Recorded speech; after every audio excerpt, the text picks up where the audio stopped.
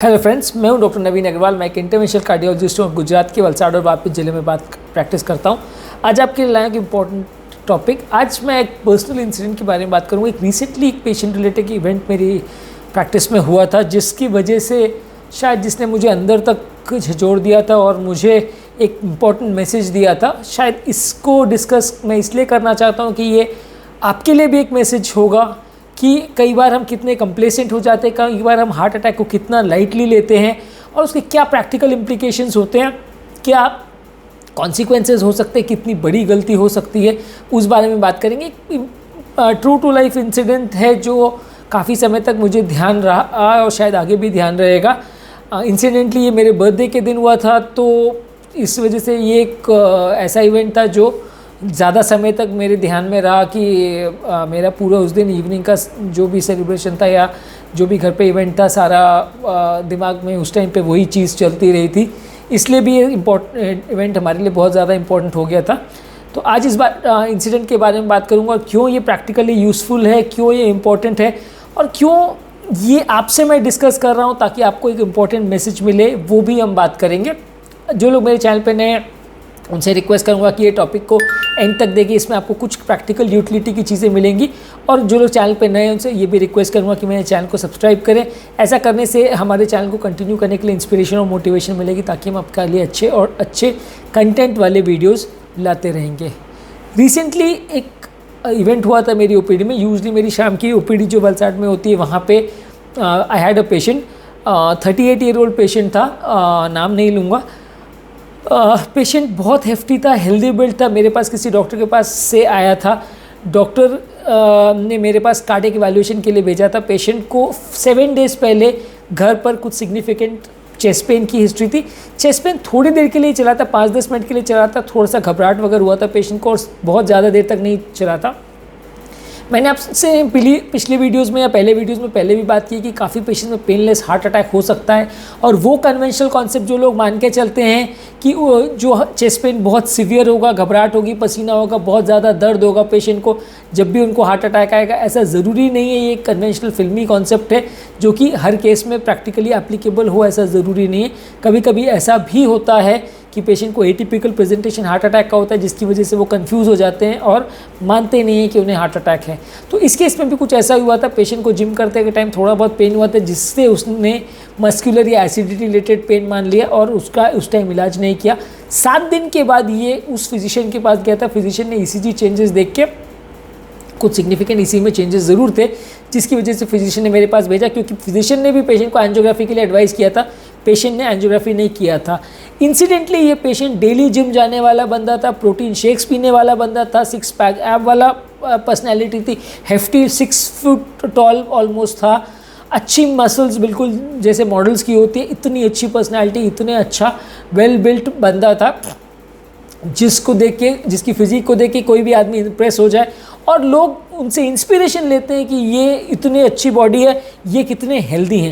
Actually हमारा health का concept थोड़ा सा गलत है। हम मान के चलते हैं कि 6 पैक एब्स होना या अच्छी फिजिक होना या टॉल हाइटेड होना या अच्छी मसल होना, वो हेल्थ उसे हेल्दी माना जाना चाहिए। जबकि एक्चुअल रियलिटी ये है कि इनर एब्सेंस ऑफ डिजीज़ हो या बीमारी अगर अंदर ना हो या सब कुछ अच्छा फंक्शन कर रहा हो, तो उसे हेल्दी मानना चाहिए रादर देन अच्छी बॉडी होना। तो ये व्यक्ति को ईसीजी में चेंजेस थे। पेशेंट को 7 दिन से जब भी वो कुछ काम करता था गले में जलन का महसूस होता था, जिसको वो एसिडिटी मान रहा था। वो बार बार कह रहा था कि मेरे को 7 दिन से कोई और सिम्टम तो नहीं, बस 7 दिन पहले एक बार पेन हुआ था, तब से जब भी कुछ करता हूँ थोड़ा सा गले में जलन होता है, थोड़ा सा अच्छा नहीं लग रहा है। तो ऑब्वियसली हमारा तो डे टू डे का एक्सपीरियंस है, हम दिन भर ही इस तरह के केसेस से डील करते हैं। तो मेरा क्लियर कट जजमेंट यही था कि माइनर अटैक है, अनस्टेबल एंजाइना है, जो करना पड़ेगा। ईसीजी में भी चेंजेस थे, ऑब्वियसली डायग्नोसिस क्लियर था। पेशेंट मानने को नहीं तैयार था, तो मैंने उसका हार्ट का इकोकार्डियोग्राफी किया, जो कि हार्ट का सोनोग्राफी था। हमने उसका इकोकार्डियोग्राफी किया और इकोकार्डियोग्राफी बेसिकली उसमें ये मिला कि आगे की दीवार कम काम कर रही है, जो कि हार्ट की मेन नली है। हार्ट की मेन नली कम काम कर रही है, इसका मतलब हार्ट की मेन नली में ऑलरेडी माइनर अटैक उसको आया। 7 दिन पहले जो पेन था वो माइनर अटैक था। पेशेंट का जो कार्डियक एंजाइम था वो भी थोड़ा माइल्ड पॉजिटिव था, वो भी सजेस्ट कर रहा था कि पेशेंट को माइनर अटैक ऑलरेडी आ चुका है। पेशेंट फिर भी मैंने उसको एंजियो के लिए समझाया, वो नहीं माना कि मैं तो हेफ्टी हूँ, मैं तो हेल्दी हूँ, दिन भर जिम करता हूँ, ये पेन तो एसिडिटी का है, मस्कुलर पेन है, हार्ट का नहीं हो सकता। उसके बाद मैंने यूजली अनस्टेबल एंजाइना या जिनका ट्रोपोनिन पॉजिटिव होता है या जिनका चेस्ट पेन सिग्निफिकेंट होता है या जहाँ में बहुत ज़्यादा डाउट लगता है वहाँ हम स्ट्रेस टेस्ट नहीं करते हैं, क्योंकि स्ट्रेस टेस्ट के दौरान पेशेंट के अनकॉन्शियस होने का चांस होता है, कोलैप्स होने का चांस रहता है। इसलिए जहाँ श्योर शॉट केस होता है वहाँ स्ट्रेस टेस्ट नहीं करते, डायरेक्ट एंजियोग्राफी करते हैं। ये पेशेंट नहीं मान रहा था, इसलिए फिर भी मैंने उनका ट्रेडमिल करवाया, जस्ट कि उसको एविडेंस मिल जाए कि जो मैं कह रहा हूँ वो सही है और पेशेंट को ब्लॉकेज है। ये ट्रेडमिल टेस्ट पॉजिटिव आ जाएगा तो काफ़ी पेशेंट मान जाते हैं उसके बाद एंजियो करवाने के लिए। तो जैसा हमारा स्टैंडर्ड प्रोटोकॉल होता है, मैंने उनका ट्रेडमिल कराया। ट्रेडमिल फर्स्ट स्टेज में ही पॉजिटिव आया, 4-5 मिनट पेशेंट चला और उसके बाद उसको बहुत ज़्यादा ब्रेथलेस तो नहीं हुआ पेशेंट, लेकिन उसको ईसीजी में सिग्निफिकेंट चेंजेस आए थे, जिसकी वजह से जो स्टैंडर्ड प्रोटोकॉल है हमारे असिस्टेंट ने ट्रेडमिल को बंद कर दिया। ईसीजी देखते ही वही था कि स्ट्रांगली पॉजिटिव था। मैंने उसे वही कहा कि देखिए एंजियोग्राफी करना पड़ेगा। मैंने उसको कन्विंस करने की कोशिश की, पर कई बार क्या होता है कि पेशेंट को हम बहुत ज़्यादा अगर कन्विंस करने की कोशिश करते हैं तो पेशेंट को लगता है कि डॉक्टर का इसमें कोई हिडन इंटरेस्ट है, डॉक्टर्स तो पैसा कमाना चाहते हैं इसलिए ज़बरदस्ती मुझे एंजियो करवाना चाह रहे हैं, मेरे को तो कोई प्रॉब्लम है ही नहीं। पेशेंट मानने को ही नहीं तैयार था कि उसको हार्ट अटैक हो सकता है, वो बिल्कुल मानने को नहीं तैयार था। और ऐसा नहीं था कि पेशेंट को कोई फाइनेंशियल इशू था, पेशेंट का लाखों रुपए का मेडिक्लेम था तो उसको फाइनेंशियल इशूज़ की वजह से वो एंजियो नहीं कर रहा था, वैसा भी नहीं था। बस वो मानने को तैयार नहीं था कि मैं प्रोटीन शेक पीने वाला, मैं जिम जाने वाला, मैं डेली एक्सरसाइज करने वाला, मुझे कैसे हार्ट अटैक हो सकता है, वो मानने को नहीं तैयार था। वाइफ उसको समझा रही थी कि नहीं आपको हार्ट अटैक हो रहा है, डॉक्टर साहब अगर कह रहे तो एंजियो करा लीजिए। मैंने उनको पहले काफ़ी बार कन्विंस करने का ट्राई किया पर वो नहीं हुआ। फिर फाइनली बहुत ज़्यादा हम भी प्रेशराइज नहीं करते, नहीं तो पेशेंट उसको अदर वे राउंड लेते हैं, उनको लगता है डॉक्टर का अल्टीरियर मोटिव है, तो इसलिए वो नहीं माना। और फिर मैंने बोला ठीक है आप डिसाइड करके आ जाइए, 1-2 दिन में आ जाइए, एंजियो करते हैं। ऑब्वियसली माइनर अटैक था, 1-2 दिन में कंडीशन बिगड़ जाएगी ऐसा हमें भी नहीं लगा था कि इतना तुरंत में कंडीशन बिगड़ जाएगी, अदरवाइज शायद मैंने भी बहुत ज़्यादा फोर्स किया होता उसको, लेकिन पेशेंट नहीं माना।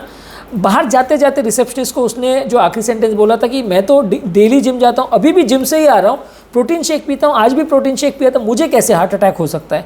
5:30 बजे की बात है, शाम को 5:30 बजे पेशेंट मेरी ओपीडी से घर चला गया और 6 बजे मेरे को जो रेफरिंग डॉक्टर जिनके पास से पेशेंट आया था उनका फ़ोन आया कि कुछ गड़बड़ हुआ है, पेशेंट सडनली घर में अनकॉन्शियस हो गया है और वो पेशेंट को हॉस्पिटल लेके आ रहे हैं। 6:30 को पेशेंट मेरे हॉस्पिटल में आता है ब्रॉड डेड, यानी कि उसका हार्ट बिल्कुल बंद हो चुका था। हमने काफ़ी मसाज करने की ट्राई की, शॉक करने का ट्राई किया, मल्टीपल टाइम्स ट्राई किया, पेशेंट नहीं बच सका, ही डाइड। 38 ईयर ओल्ड था, हेफ्टी था, वेल बिल्ट, मस्कुलर 6 पैक वाला बंदा, प्रोटीन शेक पीने वाला, जिम जाने वाला बंदा। 5:30 बजे मेरी ओपीडी को शाम से को गया है घर पर, 6:30 बजे ब्रॉड डेड वो मेरी ओपीडी मेरे हॉस्पिटल पे आया, ओपीडी पे तो नहीं हॉस्पिटल पे आया, और वहाँ पे हम उसको नहीं बचा सके और फाइनली उसे डेड डिक्लेयर करना पड़ा। यानी कि एक गलती की वजह से पेशेंट की लाइफ ख़त्म हो गई और उसकी फैमिली बर्बाद हो गई। सिर्फ उसकी गलती पेशेंट की ये थी कि उसने चीज़ों को कंप्लेसेंटली लिया, हमारी बात नहीं मानी। उसका यही कॉन्सेप्ट था कि मैं तो डेली एक्सरसाइज करता हूँ, जिम जाता हूँ, एक्सरसाइज करता हूँ, मैं बहुत हेल्दी हूँ, मेरे को हार्ट अटैक कहाँ से आ सकता है। अनफॉर्चुनेटली उसको पेन भी जो हुआ वो भी थोड़ा सा एटिपिकल था, इसकी वजह से वो ईसीजी के एविडेंस, इको के एविडेंस, ट्रेडमिल के एविडेंस को भी मानने को तैयार नहीं था। हमने उसे बहुत समझाने की कोशिश की लेकिन वो नहीं माना। बहुत ज़्यादा प्रेशराइज मैंने भी नहीं किया क्योंकि पेशेंट उसको अदर वे राउंड लेते हैं कि पेशेंट को लगता है कि डॉक्टर का कोई हिडन इंटरेस्ट है कि वो अननेसेसरी एंजियो करवाने की कोशिश कर रहा है। पेशेंट आजकल वैसे भी डॉक्टर्स को शक की निगाहों से देखते हैं और कार्डियोलॉजी तो ऐसी स्पेशलिटी है जिसको सबसे ज़्यादा शक की निगाहों से देखा जाता है, thanks to some of my colleagues जो हमारे बारे में इतनी बुरी बातें करते हैं। उनकी वजह से कार्डियोलॉजी डिपार्टमेंट को तो सबसे ज़्यादा शक की निगाहों से देखा जाता है। हमने उसे समझाने की कोशिश की और इवेंचुअली 1 घंटे के अंदर पेशेंट हमारे पास ब्रॉड डेड आया और हम उसके लिए कुछ नहीं कर पाए। इंसिडेंटली ये इवेंट मेरे बर्थडे के दिन हुआ था, तो बर्थडे पार्टी के दौरान मैं वहाँ पे था, तब मुझे फ़ोन आया था और हम उसे नहीं बचा सके। हॉस्पिटल हम गए थे लेकिन नहीं बचा सके। वापस आने के बाद पूरे दिन पूरा रात मेरी ख़राब हुई, कंटिन्यूसली दिमाग में वही चल रहा था, यार काश मैंने उसे और थोड़ा प्रेशराइज़ किया होता, काश मैं उसके लिए कुछ कर पाता, काश मैंने उसे ज़बरदस्ती एडमिट करने के लिए बोला होता और वो एडमिट हो गया होता तो शायद आज ज़िंदा होता। अगर वो उस टाइम घर नहीं गया होता और हॉस्पिटल आ गया होता तो वो पेशेंट आज ज़िंदा होता। That is a clear fact, क्योंकि हॉस्पिटल में होता तुरंत डिफिब्रिलेट हो जाता तो बच जाता। घर से हॉस्पिटल तक पहुंचने का उसको टाइम नहीं मिला, 5-10 मिनट लेट हो गया, इसलिए वो पेशेंट मर गया। एक ज़िंदगी ख़राब हो गई, एक फैमिली ख़राब हो गई। Moral of the story is कि हार्ट अटैक के पेशेंट में लाइटली नहीं लीजिए उसको। अगर आपका डॉक्टर आपको बोल रहे हैं अगर कि कुछ सिग्निफिकेंट प्रॉब्लम है तो उसको लाइटली मत लीजिए। ज़िंदगी 1 घंटे के अंदर भी चेंज हो सकती है, ख़त्म हो सकती है। अगर आप ऊपर से आप हेल्दी फील करते हैं, हेल्दी आपको लगता है कि आप है, आपकी मसल्स अच्छी है, आप जिम जाते हैं, प्रोटीन शेक पीते हैं या कुछ भी आप करते हैं, आपको लगता है कि आप हेल्दी और आपको हार्ट अटैक नहीं हो सकता, तो ये सोचना गलत है। अगर डॉक्टर आपको कह रहा है कि आपको हार्ट अटैक है या हो सकता है तो उसे इवैल्यूएट करना ज़रूरी है। हार्ट की बीमारी कई बार टाइम नहीं देती है, पेशेंट की कंडीशन सडनली डिटोरिएट हो जाती है, तात्कालिक मृत्यु हो सकती है। इसलिए आपको इस चीज़ को बहुत ध्यान से रखना है। इस एक्सपीरियंस से आपको सीखने की ज़रूरत है कि इस तरह की बीमारियों को आप लाइटली मत लीजिए। ऐसे प्रॉब्लम्स कई बार आपकी लाइफ में हो सकता है कि आप बीमारी को कंप्लेसेंटली ले और बीमारी आपको संभलने का या सुधरने का मौका नहीं दे और आपका पूरा परिवार बर्बाद हो जाए। तो इसीलिए हार्ट अटैक को कभी लाइटली मत लीजिए। और ये ऐसी बीमारी है जिसमें जो भी ईसीजी का एविडेंस है, इको का एविडेंस है या टीएमटी को कंफर्म करने को पूरी ज़िंदगी पड़ी है कि डॉक्टर ने सच बोला कि नहीं। उस समय अगर डॉक्टर आपको एंजियो बोल रहा है तो करवा लीजिए, ट्रीटमेंट अगर बोल रहा है तो करवा लीजिए। बाद में आप उसी रिपोर्ट को लेकर 50 डॉक्टर से भी पूछ सकते हैं, रिकरेंट उसको अलग अलग डॉक्टर से कंफर्म कर सकते हैं। आपके पास बहुत टाइम है उसको कंफर्म करने के लिए, लेकिन उस पॉइंट ऑफ टाइम पर आपको अपनी लाइफ के साथ खिलवाड़ नहीं करना चाहिए। इस तरह का अगर आप ट्रस्ट नहीं करते हो, उसकी वजह से टाइम पास करते हैं, डिले करते हैं ट्रीटमेंट को, तो कई बार जान का खतरा हो सकता है। मेरे चैनल का बेसिक पर्पस ये है कि हार्ट और हेल्थ से रिलेटेड साइंटिफिकली करेक्ट इन्फॉर्मेशन हम आपके लिए इजीली अवेलेबल करते हैं, ताकि इस तरह की कंटेंट के लिए आपको जगह जगह भटकना नहीं पड़े। आपको इस तरह की कॉन्सेप्ट्स को समझने के लिए आपको इधर उधर लोगों से पूछना ना पड़े। लोग इस तरह की कंटेंट के लिए डॉक्टर्स और अपने फ्रेंड्स और रिलेटिव्स पे डिपेंडेंट रहते हैं। डॉक्टर्स कई बार टाइम कंस्ट्रेंट की वजह से सारी चीज़ें नहीं बता पाते और फ्रेंड्स और रिलेटिव से मिली हुई इन्फॉर्मेशन कई बार आधी सही आधी गलत होती है, जिसको फॉलो करने से कई बार फ़ायदा होने के बदले कभी कभी नुकसान हो जाता है। हम चाहते हैं कि इस तरह का कंटेंट आपके लिए इजीली अवेलेबल रहे, ताकि आप इसको यूज़ करके अपने फैमिली को बेटर कर सके, अपने हेल्थ को बेटर कर सके, अपने फ्रेंड्स और रिलेटिव्स की प्रॉब्लम को समझ सके, उसे बेटर मैनेज कर सके और डॉक्टर के साथ उसे बेटर डिस्कस कर सके। यदि आपको हमारे चैनल का कॉन्सेप्ट अच्छा लगता है तो वीडियोस को लाइक कीजिए, चैनल को सब्सक्राइब कीजिए। यदि आपको लगता है कि ये कंटेंट आपके फ्रेंड्स और रिलेटिव्स के लिए यूज़फुल है तो लिंक को उनके साथ शेयर कीजिए। यदि आपको ऐसा लगता है कि कुछ और की कोई क्वेरीज़ है या आपकी पर्सनल कोई फीलिंग्स है या कोई थॉट्स है या कोई सजेशंस है तो नीचे कमेंट बॉक्स में उनके बारे में बताइए। Will be happy to accept them. अगर कोई और टॉपिक्स पर आप चाहते हैं कि हम वीडियोस बनाएं तो नीचे डिस्क्रिप्शन बॉक्स में उनके बारे में हमें लिख के बताइए, तो हम फ्यूचर में उन टॉपिक्स को कवर करने की कोशिश करेंगे। अंत में मैं डॉक्टर नवीन अग्रवाल तहे दिल से आपका शुक्रिया अदा करूँगा कि आपने मेरे टॉपिक को एंड तक देखा और एक इंपॉर्टेंट मैसेज या मोरल आपको मिला होगा। होपफुली, मैं किसी के सेंटिमेंट्स हर्ट नहीं करना चाहता था, पर होपफुली एक इंपॉर्टेंट मैसेज आपको मिला होगा, ताकि आप इस बीमारी को और उसकी बीमारी की तीव्रता और जितना जल्दी ये बीमारी आपकी जान ले सकती है उसको बेटर समझ सकें। जो लोग मेरे चैनल पे नए हैं उनसे रिक्वेस्ट करूँगा कि चैनल को सब्सक्राइब करें। इस तरह का कंटेंट हम आपके लिए रेगुलर बेसिस पे लाते रहते हैं। आपके सब्सक्रिप्शन करने से हमें इंस्पिरेशन और मोटिवेशन मिलेगी, ताकि हम इस तरह का कंटेंट आपके लिए रेगुलर बेसिस पे लाते रहेंगे। Thank you.